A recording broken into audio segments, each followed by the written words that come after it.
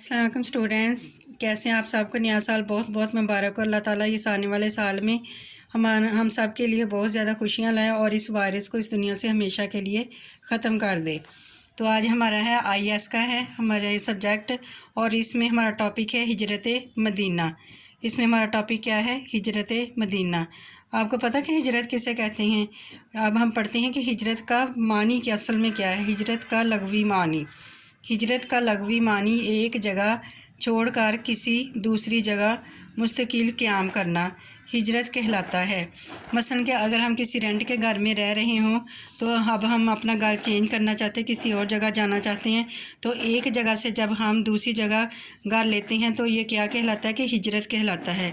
ये हम अपनी ज़ात के लिए हिजरत करते हैं। एक हिजरत होती है अपनी ज़ात के लिए, एक हिजरत होती है दीन के लिए। तो लेकिन जो अम्बिया अलैहिस्सलाम है या ये हैं पैगंबर, अल्लाह ताला के जो भी पैगंबर हैं, उन्होंने अपनी ज़ात के लिए कुछ नहीं किया था, उन्होंने सिर्फ़ अल्लाह ताला की रज़ा के लिए किया था। तो इसी तरह आप सल्लल्लाहु अलैहि वसल्लम ने भी हिजरत फरमाई थी। वो हिजरत क्या थी? हिजरत मदीना थी। वो क्या थी? हिजरत मदीना। हिजरत मदीना क्यों करनी पड़ी? आप सल्लल्लाहु अलैहि वसल्लम मक्का में रहते थे। आपको पता है ना कि जैसा कि आप सल्लल्लाहु अलैहि वसल्लम की पैदाइश मक्का मुकरमा में हुई तो आप मक्का मुकरमा में ही रहाइश पजीर थे। लेकिन जब आपने अल्लाह का पैगाम लोगों तक पहुंचाना शुरू किया तो वो कुफ़ार मक्का जो थे, मक्का के जो कुफ़ार थे, आप सल्लल्लाहु अलैहि वसल्लम के दुश्मन बन गए। तो इस वजह से जब दुश्मनी बहुत ज़्यादा हद तक पहुंच गई तो अल्लाह ताला ने आपको हुक्म दिया था कि आप इस जगह को छोड़कर मदीना की तरफ हिजरत कर जाएं ताकि आप इस्लाम फैलाने में कामयाब हो सकें। तो ये है हमारा अगला टॉपिक है, हिजरत मदीना क्यों करनी पड़ी। मक्का मुकरमा में जब दावत हक़ के जवाब में हर तरफ से दुश्मनी की साजिशें हो रही थी और जो दुश्मन थे, जो कफ़ार थे, वो हर तरह से आपको नाकाम करना चाहते थे कि आप का दीन फैल ना सके। इस वजह से वो मुख्तलिफ़ तरीक़ों से आप पर कभी कोई मुख्तलिफ़ तरह के वार करना चाहते थे कि आपको नाकाम किया जाए।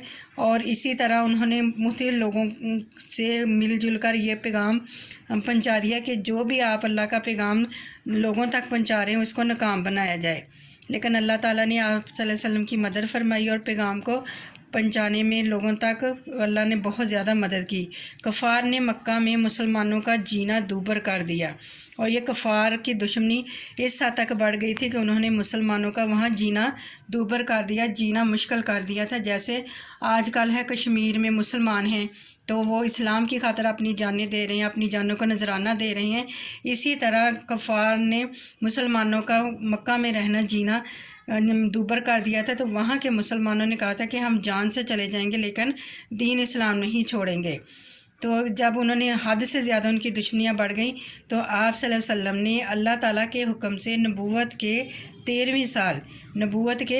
13वें साल हिजरत मदीना करने का हुक्म दिया।